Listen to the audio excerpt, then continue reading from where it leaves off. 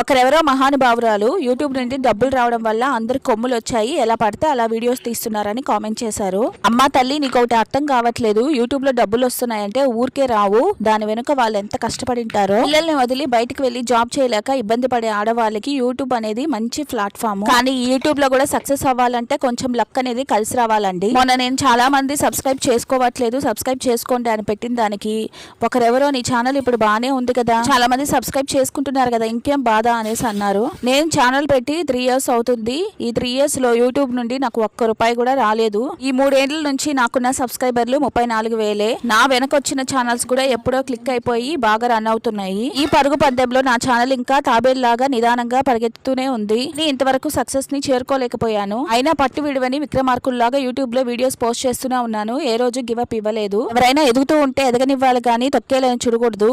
మీరేమంటారు? ఈ వీడియో నచ్చితే లైక్ చేయండి. Tata, by by.